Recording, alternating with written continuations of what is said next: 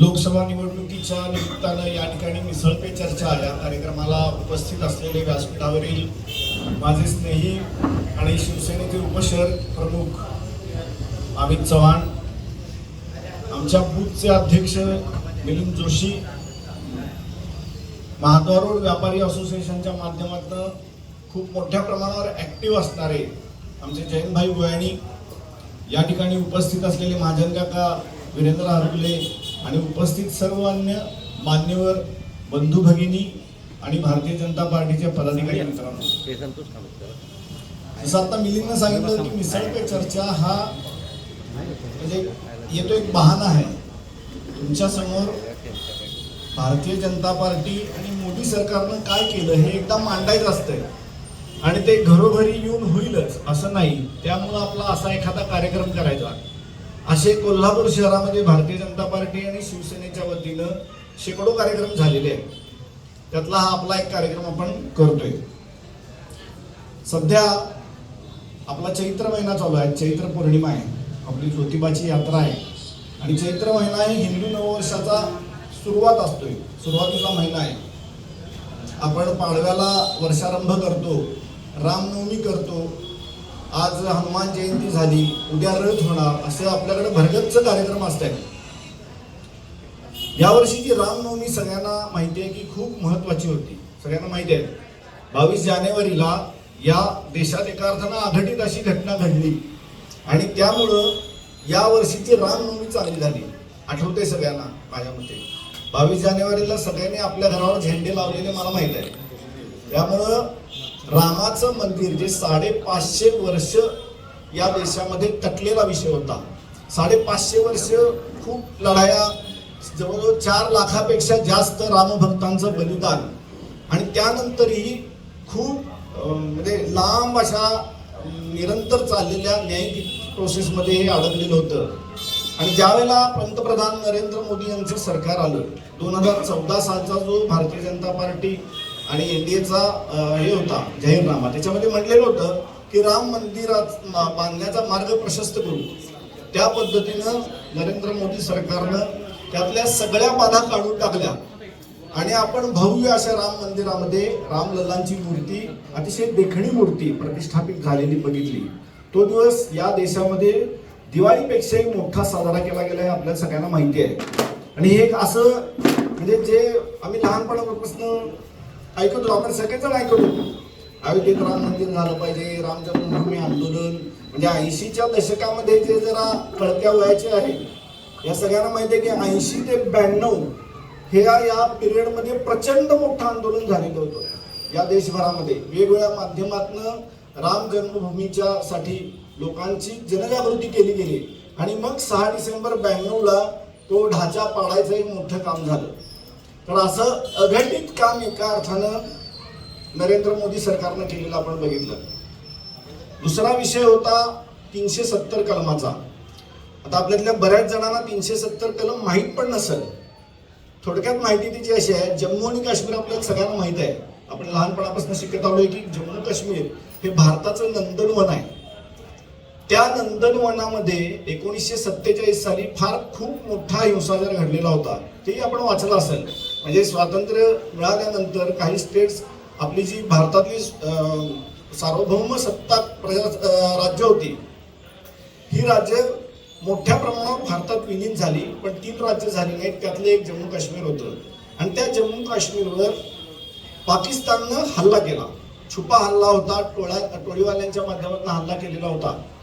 आणि तो हल्ला करत करत करत ते एवढं पुढे आले की श्रीनगरपर्यंत आले आणि त्याच्यानंतर त्यावेळेचे राजा हरिसिंग जे होते त्यांना भारतात विलीन होण्याशिवाय पर्याय राहिला नाही.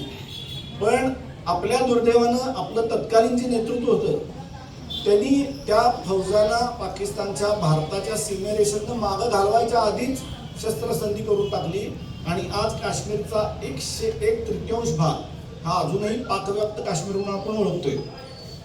हे जे पाकव्याप्त काश्मीर आहे ते झालंच, पण त्याच्याबरोबर तत्कालीन पंतप्रधान नेहरूंनी शेख अब्दुल्ला त्यांचे खूप जवळचे मित्र होते म्हणून एक स्वतंत्र स्टेटस जम्मू काश्मीरला दिलं. आपल्यातल्या बऱ्याच जणांना हे माहीत नसणार आहे की जम्मू काश्मीरमध्ये भारतातले जे आपल्याला लागू असलेले कायदे कानून आहेत ते लागू नव्हते. फक्त परराष्ट्र धोरण, दळणवळण आणि संरक्षण या तीनच गोष्टी भारत जे म्हणत ते जम्मू काश्मीरमध्ये व्हायचं, अन्यथा त्यांच्या सगळ्या गोष्टींसाठी वेगळं स्टेटस होतं आणि त्याला हे 370 कलम हे कारणीभूत होतं. या कलमाला काढून टाकायच्यासाठी बऱ्याच वेळा आंदोलन झाली. म्हणजे भारतीय जनता पार्टीचे संस्थापक अध्यक्ष डॉक्टर श्यामाप्रसाद मुखर्जी यांनी नारा दिला होता की एक देश में दो विधान, दो प्रधान, दो निशान नहीं चलेंगे. आपला भारतीय राष्ट्रध्वज तिरंगा आपल्याला सगळ्यांना माहित आहे. जम्मू काश्मीरचा ध्वज वेगळा होता, जम्मू काश्मीरचं संविधान वेगळं होतं आणि जम्मू काश्मीरचा जो मुख्यमंत्री त्याला ते पंतप्रधान म्हणायचे. त्यामुळे त्यांनी स्वतंत्र स्वतःचा दर्जा टिकवण्यासाठी 370 कलम हे कुठल्याही परिस्थितीत टिकवायचंच असं त्यांचं निर्धार होता आणि त्यामुळे त्यांनी सर्व प्रकारच्या दहशतवादी कृत्यांना त्याच्यासाठी वापरलं. पण संसदेमध्ये गृहमंत्री अमित शहानी त्याच्यावर एक भाषण केलं आणि ते बिल मांडलं आणि 370 काढून टाकलं. 370 काढून टाकल्यानंतर आपल्याला काय फरक पडला? सामान्य भारतीयाला, उदाहरणार्थ जो आता हैदराबाद मध्ये राहणारा माणूस आहे, काश्मीर पासून एवढ्या लांब आहे, त्याला 370 कलम काढून काय फरक पडला? तर आपल्याला माहिती आहे ज्या वेळेला काश्मीरमध्ये मोठ्या प्रमाणावर आतंकवाद सुरू होता त्यावेळेला काश्मीरच्या मुळे देशभरात ठिकठिकाणी आतंकवादी कारवाया व्हायच्या. म्हणजे देशात कुठेही बॉम्बस्फोट घडत होते आपण बघितलेलं आहे. ते बॉम्बस्फोट होण्याचं कारण काश्मीरमधली अशांतता होती. तिथनं युवक तयार व्हायचे आणि ते भारतात ठिकठिकाणी जाऊन आतंकवादी कारवाया करायचे. पण जसं 2014 मध्ये मोदींचं सरकार आलं तसं देशभरात एखादी दुसरी विरळ घटना, तुरळक घटना वगळता कुठेही आतंकवादी कारवाई होऊ शकलेली नाही. हे आपण सगळ्यांनी लक्षात घेतलं पाहिजे. आपल्याला माहित आहे की आपल्या अंबाबाईच्या देवाला सुद्धा टेररिस्ट थ्रेट आहे म्हणून बऱ्याच गोष्टी करून घेतल्या. म्हणजे भवानी मंडप मोकळा झाला, अमुक झालं, तमुक झालं, सगळं आपण बघितलेलं आहे. हे 370 कलम काढल्यानंतर तिथं मोठ्या प्रमाणावर इंडस्ट्री गेली, तिथं उद्योगधंदे वाढले आणि तिथल्या तरुणाला काम मिळालं. त्याच्या हातातला दगड गेला आणि त्याच्या हातात पेन आलं, फावडा आलं, गवंडी कामाचं साहित्य आलं, इलेक्ट्रिशियनचं साहित्य आलं आणि त्यामुळं आता जर आपण बघितलं तर काश्मीर आपल्याला शांत दिसतं. तिथं दगडफेकीचे प्रकार बंद झालेले आहेत. आपली जी सीमा असते ती सीमा आपण सीमेचं रक्षण प्राणपणानं करायचं असतं असं राजाचं कर्तव्य आहे. पण दुर्दैवानं काँग्रेसच्या शासनात ते कधी घडलेलं नव्हतं. हा एक दुसरा विषय महत्वाचा होता जो वर्षानुवर्ष चालू होता पण कुणाला हात घालायची इच्छा नव्हती. मग आपण आणखीन काही विषय बघितले ज्याच्यामध्ये आपण चांद्रयान, भारतीय शास्त्रज्ञांचं प्रचंड उत्तुंग भरारी होती. आता जे टीका करायचे म्हणतात ते शास्त्रज्ञांनी केलं, तुमचा काय संबंध? पण लक्षात घेतलं पाहिजे की हे घडवण्यासाठी एक चांगलं कुशल नेतृत्व लागते. ते नेतृत्व मोदीजींच्या माध्यमातून आपण सगळेजण बघतो आहोत. आपलं सद्भाग्य आहे. कोविडचा कालावधी सगळ्यांना आठवतोय आपल्याला. आपण तो लॉकडाऊन कसा झेलला हे आपल्याला माहिती आहे. कोविड ज्या वेळेला जगभरामध्ये पसरत होता त्यावेळेला अशी एक आंतरराष्ट्रीय काही संस्था आहेत त्यांनी असं एस्टिमेट केलेलं होतं की भारतातला धरती माणूस मृत्युमुखी पडेल. हे किमान 2 ते 2.5 कोटी लोक मृत्युमुखी पडतील असं कोविडच्या वेळी एक जनरल ओपिनियन बनलेलं होतं. कारण भारतामध्ये वैद्यकीय सुविधांची वानवा, भारतामध्ये ज्याला ट्रॉमा केअर म्हणतात किंवा इमर्जन्सी केअर म्हणतात याची खूप कमी होती. आपल्याकडे व्हेंटिलेटर पण नव्हते त्यावेळेला.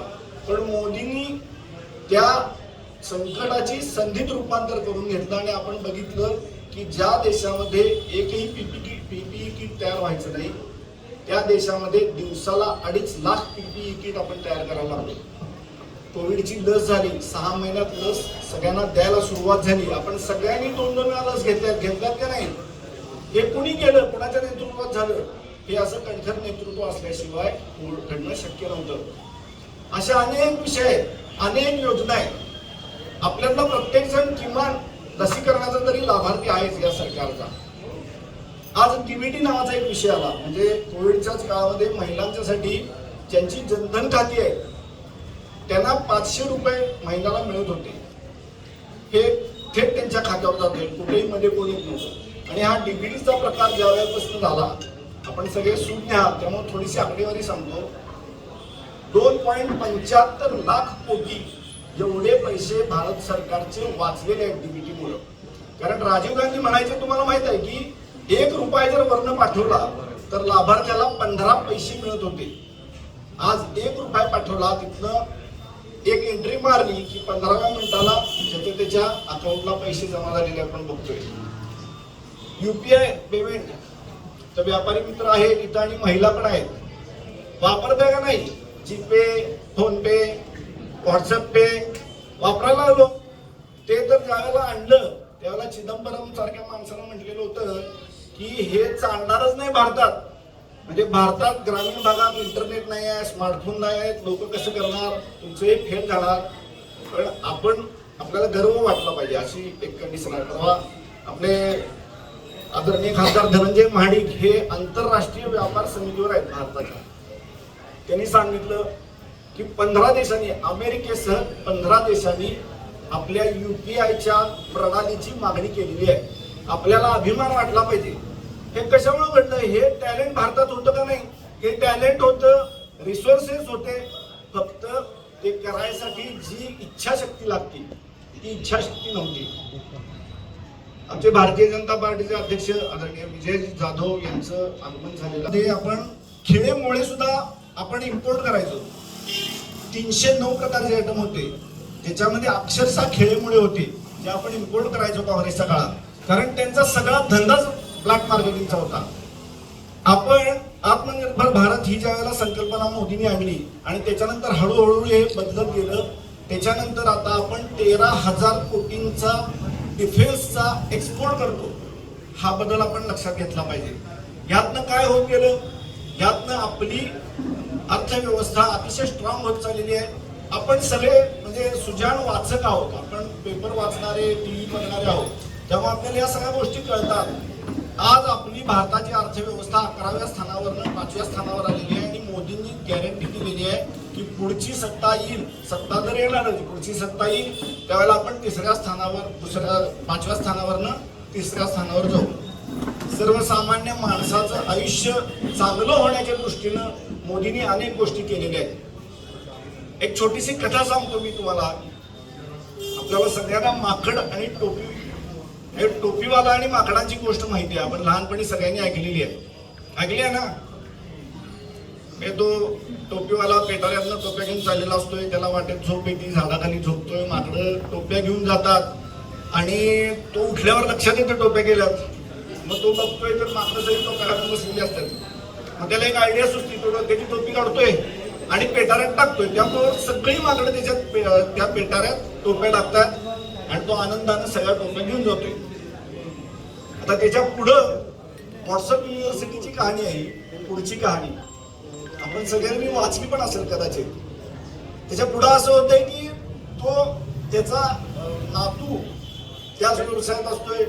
तोही एकदा असा बाहेर पडतोय गावाला, इकडनं तिकडनं जात असताना त्यालाही झोप येते, वाटेत झोपतोय. माकडे त्या टोप्या घेऊन जात आहे. तो उठल्यावर त्याला लक्षात येतंय की अरे वा, असं असं आहे.